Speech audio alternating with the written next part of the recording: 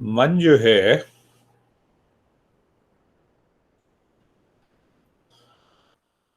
ध्यान में, हम ये कह सकते हैं कि ध्यान में मन जो है आत्मा में स्थित होता है। गहरी नींद में मन जो है अज्ञान में स्थित होता है, और यही मन शरीर में और स्वयं में स्थित होता है जब हम जागृत और स्वप्न अवस्था में रहते हैं। क्योंकि जागृत अवस्था में भी सारे विचार आते हैं, शरीर का भान रहता है, स्वप्नावस्था में भी भान रहता है। देखो, तो मन जब आत्मा में स्थित रहता है रहे तो प्रतिक्षण आनंद की अनुभूति होगी। और मन अगर सुप्तावस्था नींद में स्थित हो गया तो वहां पे कुछ पता ही नहीं लगता, अज्ञान में स्थिति। तो यहाँ पर ये भी कहते हैं कि अज्ञान भी आनंद है। हाँ, यहाँ अमेरिका में कहते हैं कि ignorance is bliss. Ignorance bliss नहीं है, हमारे यहाँ तो कहते हैं कि अज्ञान जो है वो कष्टदायी है, दुखदायी है। अज्ञान से ही सारा कष्ट होता है। किसका अज्ञान? कि हमें अपने स्वरूप का ज्ञान नहीं है। हमें अपने स्वरूप का जब ज्ञान नहीं है तब हम अज्ञान में रहते हैं, और यह अज्ञान हमें कष्ट देता है, दुख देता है। इसीलिए हम ध्यान करते हैं कि मन को हम आत्मा में स्थित कर लें। तो मन जब सुप्तावस्था में रहेगा तो अज्ञान तो पूरी तरह से है ही, हमें किसी बात का भान है ही नहीं, और पुराने संस्कार भी हैं। और स्वप्नावस्था और जागृत अवस्था में मन हमारा शरीर में, संसार में रहता है। तो ये मन की अलग अलग अपनी स्थितियां हैं, अलग अलग पड़ाव हैं। तो मुख्य बात यह है कि ज्ञान जो है वो हमारे हृदय के अंदर, बुद्धि से हृदय के अंदर प्रवेश करे। तो अगर यह ज्ञान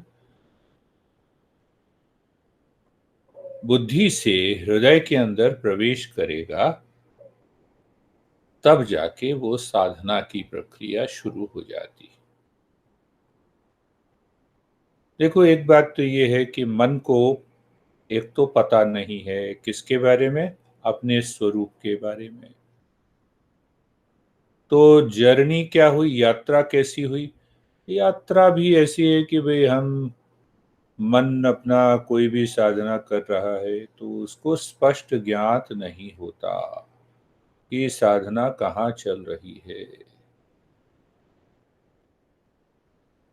एक बात तो ये, दूसरी बात ये है कि दोनों बातें, एक तो हमें अपने स्वरूप का, मन को ज्ञान नहीं है, और यात्रा का भी ज्ञान नहीं, पता भी नहीं है ना जर्नी। हाँ, जैसे जैसे ऐसे ही है, जैसे कि बस में बैठ जाओ, कंडक्टर आए, कंडक्टर कहे कि कहाँ जाना है, कहते नहीं जाना वाना कहाँ है, ये बात छोड़ दो, टिकट दे दो। जितने की टिकट है बस टिकट दे दो। हाँ, अब इससे तो कंडक्टर कहेगा भी ये तो बात नहीं बनी। ये क्या बात बनी कि भाई टिकट दे दो और जाना कहाँ है ये नहीं बताओगे।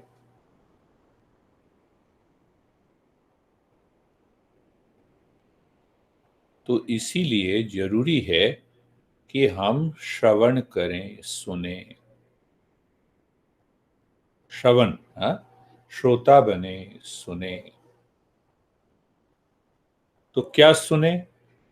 कि जो हमारे गुरुओं ने हमें ज्ञान दिया है, सिद्धांत दिए हैं, उनको सुने। और इस प्रकार सुने कि वो बुद्धि से हृदय के अंदर आ जाए, जो कि आ रहा है धीरे धीरे, मैं देख रहा हूं। तो सबसे बड़ी बात क्या हुई कि सुनना, श्रवण करना। किसके बारे में श्रवण करना? अपने स्वरूप के बारे में श्रवण करना। ध्यान की क्या यात्रा है उसके बारे में श्रवण करना, सुनना। उसके चरण क्या हैं उसके बारे में सुनना। जैसे अमिताभ बच्चन के बारे में सुनते हैं आजकल, क्या आ रहा है, वो कौन बनेगा करोड़पति। हाँ, ऐसा सुनने में आया है कि उसकी रेटिंग बड़ी कम हो गई। तो इसके सुनने से रेटिंग कम नहीं होती, रेटिंग बढ़ती। जितना सुनो जितना समझो, वो रेटिंग हमारे अंदर ही बढ़ती रहती। ये बात पहले समझनी है। एक और अच्छे गुरु हैं, वो इंद्रियों के विषय में बताते थे कि देखो, इंद्रियां हैं हमारी, क्या है? जीव। तो जीव क्या है? जीव हमारी ज्ञानेंद्रिया भी है और कर्मेंद्रिया है। हाँ, ज्ञानेंद्रिया का मतलब स्वाद लेती है, और बोलने का काम भी जीव करती है, तो कर्मेंद्रिय। इसको हम कंट्रोल कर सकते हैं। आज ये नहीं खाना, आज वो नहीं खाना, स्वाद की हमने कंट्रोल कर लिया। और दूसरा, मौन, तो भी कंट्रोल कर सकते हैं। पर कान को कंट्रोल नहीं कर सकते। कान अगर खुली है तो जो बाहर सुनाई दे रहा है तो वो अपने आप अंदर आए।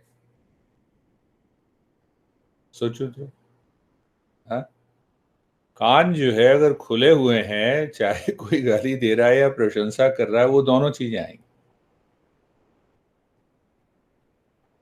तो इसीलिए श्रवण को, क्योंकि ये खुले रहते हैं, हमेशा किसी न किसी चीज को, ध्वनि को सुनते रहते हैं, और वहां से कान से हृदय तक बात बड़ी आसानी से पहुंच सकती है। इसीलिए गुरुदेव हमारे सुनाते रहे, कहते नहीं सुनो। इसीलिए वो प्रवचन देते रहते थे। तो श्रवण का इसीलिए बड़ा महत्व है। सुनना।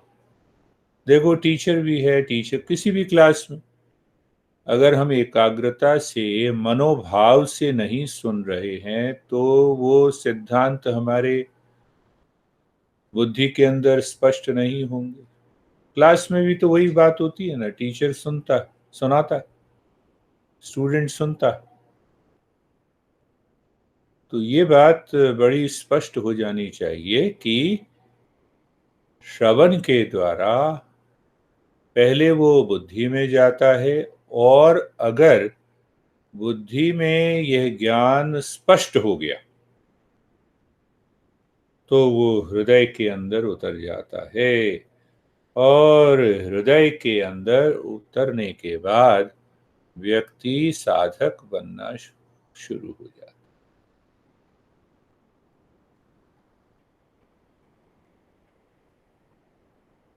है।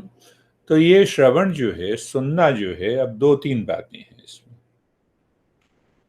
तो हम बार बार सुने, उन सिद्धांतों को पकड़ें। मुझे तनाव है, मेरा मन आपसे दुखी है, मैंने ये सुना। फिर सिद्धांत ये है कि मन ही दुख का कारण है, मेरा मन मेरे दुख का कारण।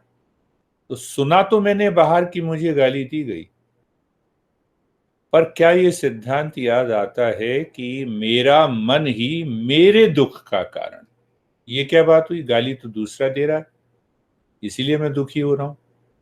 देखो, मनन करो। तो वो श्रवण जब बुद्धि से स्पष्ट हो जाता है कि क्योंकि ये मेरे मन ने ये मान लिया, जो दूसरा व्यक्ति ये कह रहा है कि मैं पागल हूं, तो मेरे मन ने मान लिया, इसीलिए मैं दुखी हूं। मेरा मन ना माने, तुम कहते रहो। तुम कहते रहो, तुम तो सर्टिफिकेट नहीं दे सकते ना। अब मैंने बुद्धि का प्रयोग किया, तो बुद्धि का प्रयोग जब किया तो मेरा मन जो है अब मुझे दुखी नहीं कर सकता। बस इतना ही कहा कि तुम मुझे सर्टिफिकेट नहीं दे सकते। तो पहले तो सुनना बड़ा जरूरी है। तो सुनने से पहली क्या बात है, सुनने से हम सिद्धांतों को समझें, सुने समझें। समझना भी बड़ा जरूरी है। ये नहीं कि भक्ति अंधी होती है, भक्ति कोई अंधी नहीं होती। भक्ति बड़ी जागृत होती है, स्पष्ट होती है। अंधी होती है तो इसका मतलब सोई हुई है। मन सोया हुआ है, सोए हुए में कौन कोई क्या भक्ति करेगा। तो अब दो तीन बातें इसमें आती हैं, उसके बाद हम आगे बढ़ेंगे। पहली बात यह है कि हमने सुना, समझा और समझ को साथ में रखा तो क्या होगा, हृदय के अंदर उतरेगी बात। ठीक। अब दूसरी बात और याद रखनी है, अब शुरुआत करनी है। अब बहुत दिन हो गए, क्या बात हो गई कि अब तुमने सुन लिया, सुनने के बाद बोलना भी है। क्या बोलना है, उन्हीं सिद्धांतों के बारे में बोलना। और ये बड़ा अच्छा रहेगा अगर पति पत्नी सुन रहे हैं, साधना कर रहे हैं, तो पति पत्नी ही एक दूसरे को उन सिद्धांतों को समझाएं। साधना में बहुत आगे हम बढ़ सकते हैं। हाँ, एक यहाँ पर है, एक मित्र हैं यहाँ पर, वो अपना अकेले सुनते हैं, समझते हैं, अभ्यास करते हैं। और जब भी बैठते हैं पहली बात ये कहते हैं, देखो मेरी पत्नी तो कुछ समझती नहीं है, सुनती नहीं है, देखो मैं बड़ा ध्यानी हो गया। ये नहीं चलेगा। तो इसका मतलब वो ध्यान ध्यान सब खत्म हो जाएगा। तो उसको काटने के लिए क्या करना है, क्या करना है काटने के लिए, कि हमने सुना, समझा, साधना की। अब अगर मौका है बोलने का तो हम उन्हीं सिद्धांतों के ऊपर चर्चा करें। और कितना अच्छा हो कि पति पत्नी आधे घंटे ही सही दोनों एक दूसरे को भी, आज क्या हमने सिद्धांत समझा, कैसे समझा, मैंने इस तरह से समझा और आपने इस तरह से समझा, दोनों की समझ साथ में मिल जाएगी। बजाय की गपशप करने के, बजाय की गपशप करने में तो क्या होगा कि साधना और आगे बढ़ जाएगी। तो दो बातें, पहली बात क्या हुई, सुनना, समझना। सिद्धांतों को एक बार सुनना नहीं, जब तक सुनना जब तक कि वो हृदय के अंदर ना उतर जाए, मन पूरी तरह से शांत ना हो जाए। और नहीं, दूसरा कि जब मौका है, दस्तूर है, तो उन्हीं सिद्धांतों को बोलना। समस्या आए तो उन्हीं सिद्धांतों को याद करना। मौका है बोलने का तो बोलें, चुप नहीं रहना, बोलना है। और तीसरी बात कि जब सुनते नहीं हैं, जब बोलने का मौका नहीं है, तब क्या करें, तब ध्यान में चले जाएं। तीनों बातें याद रखनी कि अभी हम श्रोता नहीं हैं, अभी हम वक्ता नहीं है, तो ऐसे समय में हम ध्यान में जा सकते हैं, अकेले बैठे हों। और चौथी बात बड़ी मुख्य है। ये बताओ कि भाई आप दोनों कभी कभी जो है एक दूसरे, कभी मूड बन गया तो बस मोहम्मद रफ़ी का या किशोर कुमार का गाना अपने मुंह पे ही चलने लगता, या लता का प्रेम में। कई बार बाथरूम में भी हम गाना शुरू कर देते हैं। तो ये चौथी बात है कि मन के अंदर उन सिद्धांतों को अगर हम रखें 24 घंटे, तो कुछ समय के बाद क्या होगा कि हमारा मन ये सिद्धांत गुनगुनाने लग जाएगा। बाद में पूछूंगा कौन सा गाना गुनगुनाते।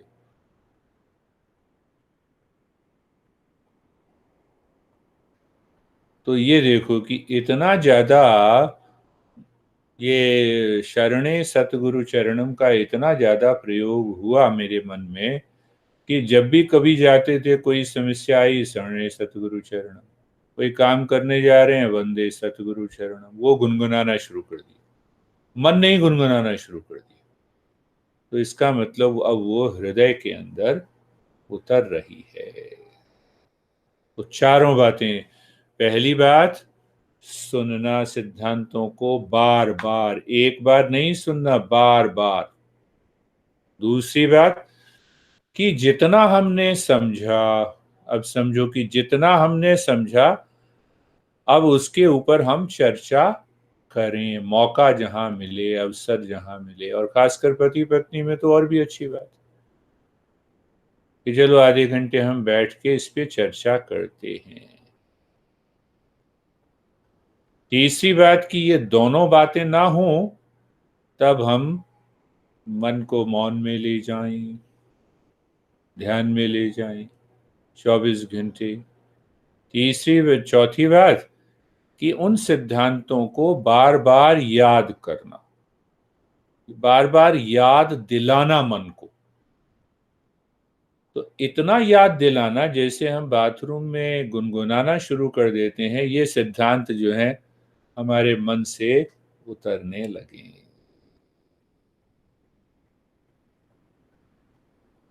तब देखो क्या होगा, एकदम मन पूरी तरह से बदल जाएगा। कभी कोई द्वंद्व हमारे मन के अंदर नहीं रहेगा।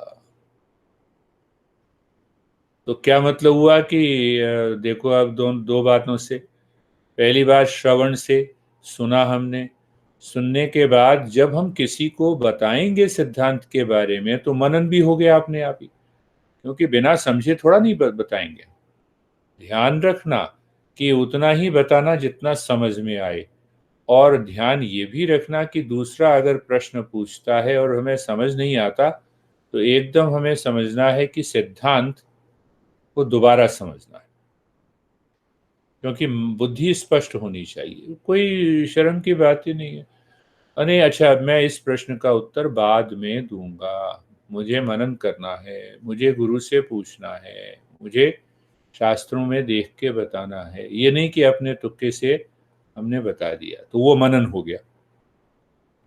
मौन में रहे तो साधना हो गई, और सिद्धांतों को बार बार याद करते रहे, तो बस वही एक स्थिति ऐसी आएगी कि बाथरूम में बैठे हो तो वो कहेगा जय बोलने दो। हाँ, आजकल दुर्गा सप्तशती का तो असली साधना दुर्गा का, एक तो दुर्गा की साधना क्या होती है, विधि के द्वारा। एक एक विधि बिल्कुल ठीक होनी चाहिए, ये उपासना हो गई। और इससे भी ऊंची साधना क्या है कि दुर्गा का स्मरण 24 घंटे रहे, कहीं भी जाएं हम, कोई विधि विधान नहीं। तो वही बाथरूम सिंगिंग की बात हो गई। हाँ, तो हम किसी के भी साथ हैं, जैसे कि एक व्यक्ति उदास है, दुखी है। जैसे दुखी आदमी ही क्रोध करते हैं बहुत ज्यादा, तो हमें तो मौका मिल गया पहले मौन रहने का। फिर अगर कोई प्रश्न पूछते हैं तो हम वापस घुमा फिरा के इन्हीं सिद्धांतों के ऊपर लाएं कि देखो जी, हमें तो ऐसे बताया गया है। ये नहीं कि हम आपको सिखा रहे हैं, हमें तो ऐसे बताया गया है कि मन जब क्रोधित इसीलिए होता है कि उसको दूसरे से अपेक्षा होती है। मन के जीते जीत, मन के हारे हार।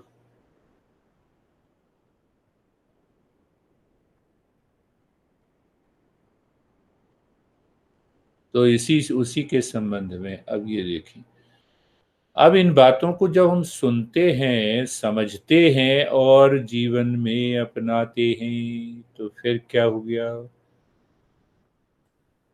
तो तीन प्रकार के जो दुख हैं, उन दुखों से हम दूर हटने लग जाते हैं।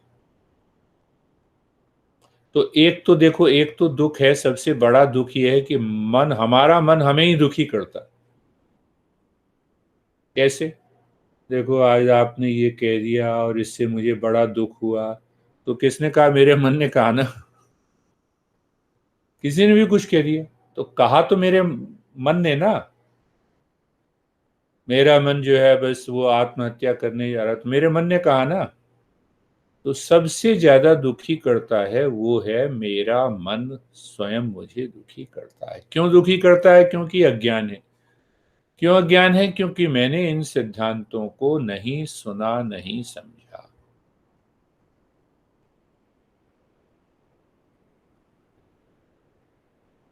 तो सुनने का मतलब ये भी है कि पढ़ें भी, शास्त्र हैं पढ़ें भी। हाँ, गुरुदेव की भी पुस्तक है, उसको भी बार बार, जैसे हमने आरती भी की, तो आरती में भी हम उसको समझें। देखो, दूसरा दुख आता है जिसको हम कहते हैं दैविक।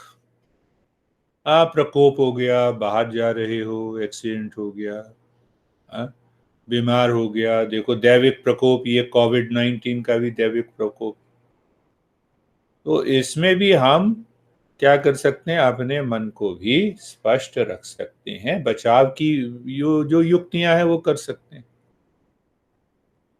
और एक हो गया शारीरिक, भौतिक दुख कहते हैं। आदि भौतिक, आदि दैविक और आध्यात्मिक, तीन प्रकार के दुख हो गए। अब इसकी चर्चा क्यों की हमने?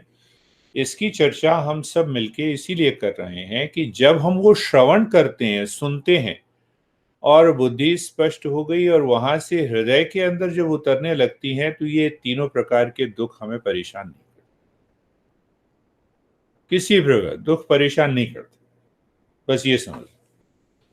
दुख किसी तरह से हमें परेशान नहीं करते, बार बार ये पकड़ना है। पर जब तक कि वो यहां से हृदय के अंदर नहीं उतरेगा, तब तक होगी कुछ समस्या। पर बाद में ऐसा लगने लगेगा कि हाँ, ये दुख बाहर ही है।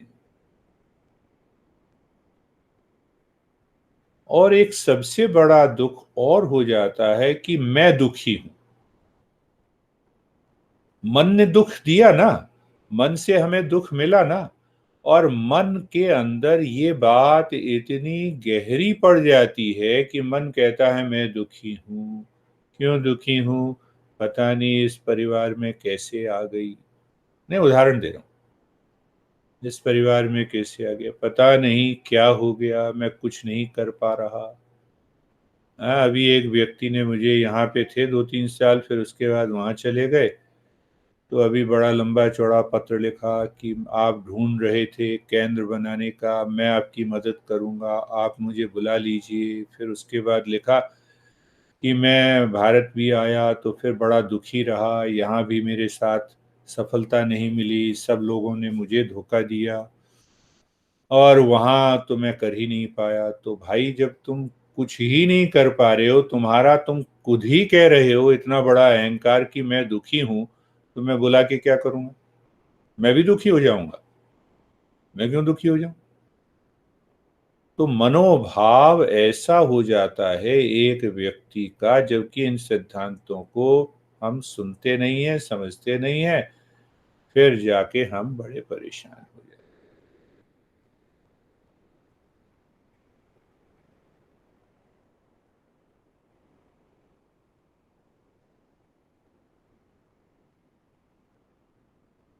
ये तो देखो, छोटी बातें छोटी छोटी हैं कि कोई भी सिन।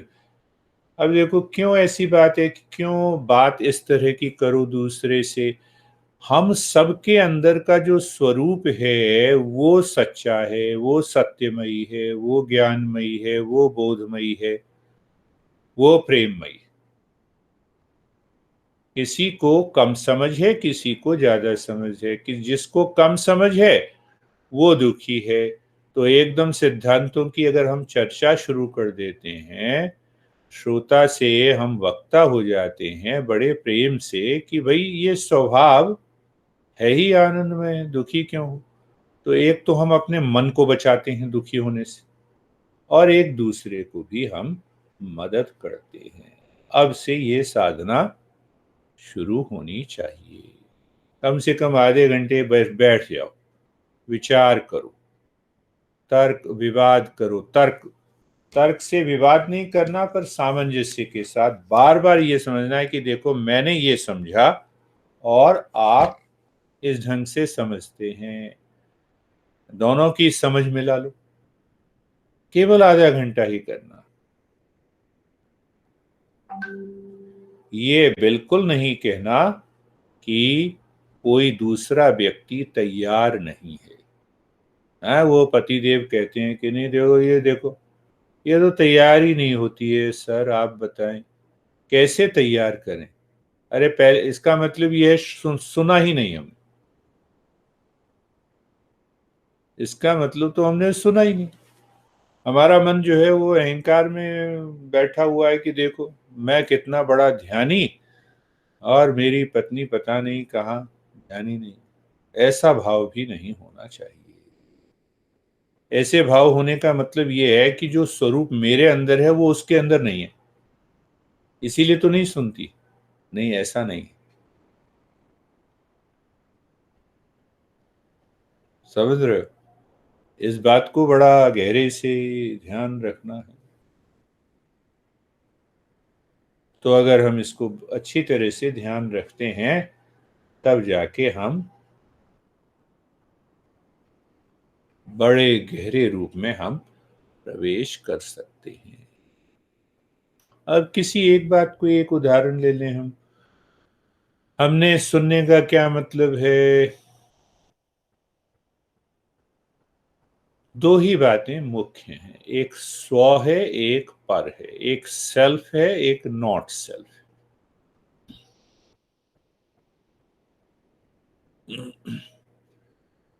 तो पर क्या है? पर को प्रकृति भी बोलते हैं, स्व को पुरुष भी बोलते हैं। अब ध्यान दो जरा कि ये शरीर है, इसी पर ही मनन करें कि ये शरीर है किससे मिला? माता से। पर बिना पिता के मिलेगा? नहीं मिलेगा। तो माता के बाद हम पिता पे पहुंच गए। अब पिता और माता को जो मिला है इस शरीर से मिला है। देखो, इस तरह से मनन करना है, देखना भी है, अनुभव भी करना है। भाई किना बिना किसी माता पिता के तो हमारा शरीर नहीं मिलता ना, तय है ना। पर आखिर ये शरीर आया कहां से? शरीर आया पांच तत्वों से। या ये समझ लो कि ये शरीर भोजन से आया। भोजन कहां से आया? भोजन पृथ्वी से आया। पृथ्वी किससे बनी है? पांच तत्वों से बनी। पृथ्वी पांच तत्वों से बनी, और उन्हीं पांच तत्वों से ये हमारा सारा शरीर बना है। तो क्या मैं ये हूं? बार बार इस पर देखना है कि मैं नहीं हूं, एक बात। दूसरी बात, ये हमेशा देखना है जो चीज बदलती है वो मैं नहीं हूं। 50 साल पहले तुम दोनों थे, मैं तो था 10 12 साल का। 50 साल पहले थे, नहीं थे। आज हो, कल हो, नहीं हो। सबका नियम है। नियम है ना सबका, ये तो नियम है कि इसके बिना तो गुजारा चलेगा नहीं। तो ये क्या देखा हमने कि एक जो हम देख रहे हैं उसमें सब जगह परिवर्तन हो रहा है, और जहां जहां बदलाव आ रहा है वहां मैं नहीं हूं, वो मैं हो ही नहीं सकता। क्योंकि मैं देख रहा हूं बदलाव को, तो बदलाव को देखने वाला जो है वो मैं हूं, वो मेरा स्वरूप है, वो पुरुष है, वो स्व है। हमने अब ये विचार क्यों किया? शुरुआत में ही जो तुम्हारे प्रश्न का उत्तर देते हुए मैंने कहा कि मन जब स्थित रहता है शरीर में, स्वयं में, तो जागृत अवस्था है या स्वप्नावस्था है? देखो, उसको जोड़ना है। मन जब, हाँ, मन जब बिल्कुल अज्ञान में स्थित रहता है तो वो निद्रावस्था है। मन जब आत्मा कहो या स्वयं में स्थित रहता है तो वो ध्यान है। तो अभी तो मन जागृत है, जागृत भाव से सुन रहा है, तो फिर जागृत में अवस्था जो है, जागृत में अवस्था है, और इसी जागृत अवस्था में ही हमें दुख और सुख होता है। पर ये जागृत अवस्था मैं नहीं हूं, स्वप्नावस्था भी नहीं हूं, निद्रावस्था भी नहीं हूं, ध्यान की अवस्था भी नहीं हूं। पर होगा क्या कि ध्यान की अवस्था में मुझे अपने स्वरूप का ज्ञान हो जाएगा, और ज्ञान होने के बाद वो 24 घंटे बना रहे। तो ध्यान के बाद भी जाना है कि अब मन 24 घंटे इस ध्यान की अवस्था में बना हुआ है।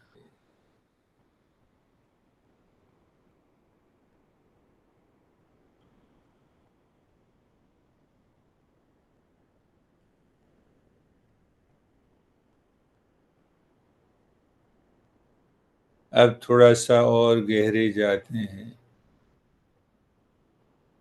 मैं हूं, देखो दूसरे के बारे में तो हम हमेशा ये कह सकते हैं ये है, ये था, ये कल होगा, कहते हैं ना। पर अपने बारे में कोई संदेह नहीं है कि मैं नहीं हूं। कोई संदेह होता है मैं नहीं हूं? हाँ, अगर बहुत ज्यादा दुखी होते एक दूसरे से तब कहते होगे कि मैं नहीं हूं। चलो, मैं हमेशा से हूं, मैं हमेशा से हूं। लगता है ना? सुबह उठे तो मैं हूं। नींद में तो किसी को नहीं पता लगता कि मैं हूं या नहीं हूं। ध्यान अवस्था में, ध्यान की एक ऐसी अवस्था आ जाती है कि मुझे सभी अवस्थाओं में पता लगता है कि मैं हूं।